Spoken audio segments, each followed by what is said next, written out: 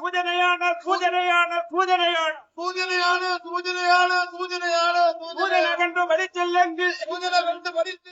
മാസങ്ങളായി പ്രവർത്തനരഹിതമായി കിടക്കുന്ന നഗരസഭാ പൊതുശ്മശാനം നന്നാക്കാത്തതിൽ പ്രതിഷേധിച്ച് ഹിന്ദു ഐക്യവേദിയുടെ നേതൃത്വത്തിൽ കൂത്താട്ടുകുളം നഗരസഭാ കാര്യാലയത്തിനു മുൻപിൽ പ്രതീകാത്മക ശവസംസ്കാരം നടത്തി.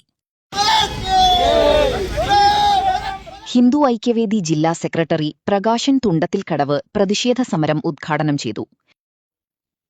ഹിന്ദു ഐക്യവേദി 10-15 വർഷങ്ങൾക്ക് മുമ്പ് നേടിയെടുത്ത അവകാശം നിലനിർത്തുന്നതിന് വേണ്ടിയുള്ള സമര പോരാട്ടത്തിലാണ് ഇവര് സജീവമായി ഇപ്പോൾ പങ്കെടുത്തുകൊണ്ടിരിക്കുന്നത്. ഇന്ന് ഇവിടെ പ്രതീകാത്മകമായിട്ടുള്ള ഒരു സംസ്കാരമാണ് നടക്കുന്നത് എങ്കിൽ ഇന്നലകളിൽ ഞങ്ങളുടെ ആളുകളെ അടുക്കള പൊളിച്ച് അടുക്കളയുടെ ഉള്ളിൽ ശ്മശാനം അവിടെ പട്ടറ കൂട്ടി ശവസംസ്കാരം നടത്തേണ്ടതുണ്ടായിട്ടുണ്ട് എങ്കിൽ ഇനി അതൊരിക്കലും കേരളത്തിൽ ആവർത്തിക്കപ്പെടാതിരിക്കുന്നതിന് വേണ്ടി ഹൈന്ദവ സംഘടന ഇതാ ഒന്നിച്ചൊരുമിച്ച് ഒറ്റക്കെട്ടായി മുന്നോട്ട് നീങ്ങും എന്ന് ഉറക്കെ പ്രഖ്യാപിച്ചുകൊണ്ട് ഇന്ന് കേരളത്തിലെമ്പാടും ഹൈന്ദവ സമുദായം നേരിടുന്ന മറ്റു കാര്യങ്ങളിലെ കുറിച്ചൊന്നും ഞാൻ ഈ അവസ്ഥയിൽ കടന്നു പോകുന്നില്ല.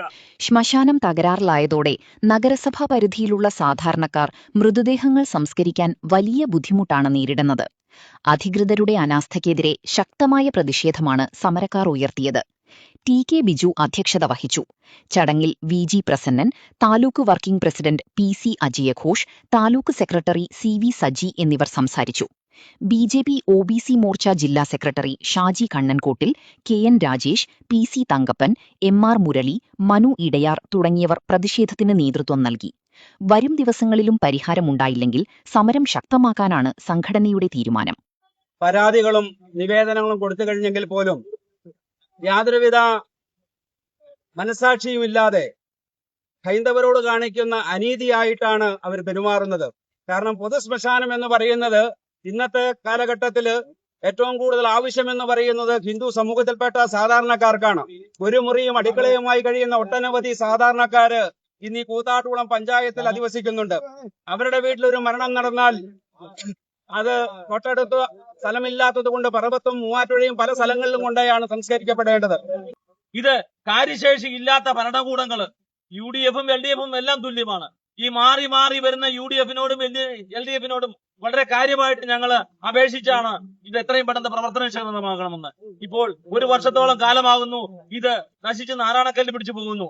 സുഹൃത്തുക്കളെ, ഇത് നന്നാക്കുവാനുള്ള സംവിധാനങ്ങൾ ഇവിടെയുണ്ട്. ഇത് നന്നാക്കുവാനുള്ള മുൻകൈ എടുത്ത് ചെയ്യാനുള്ള ആളുകൾ ഇത് ചെയ്യാത്തത് കൊണ്ടാണ്.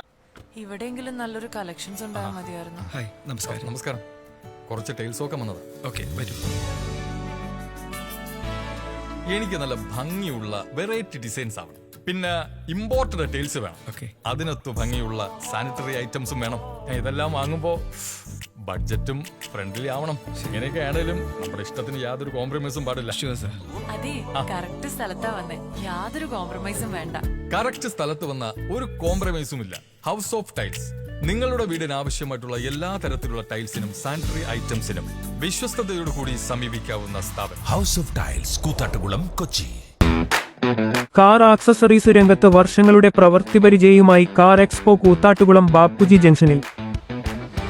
പ്രമുഖ ബ്രാൻഡുകളുടെ ആൻഡ്രോയിഡ് സ്ക്രീനുകൾ, recording camera, speaker, LED head ലാമ്പുകൾ എന്ന് തുടങ്ങി എല്ലാവിധ വാഹനങ്ങളുടെ key duplicating, key sensoring, remote key, centre lock, power window, reverse sensor, കൂടാതെ വാഹനങ്ങൾക്ക് അനുയോജ്യമായ വീൽ കപ്പുകൾ, സീറ്റ് കവറുകൾ തുടങ്ങിയ ആക്സസറീസുകൾ തവണ വ്യവസ്ഥയിൽ ചെയ്തു നൽകുന്നു.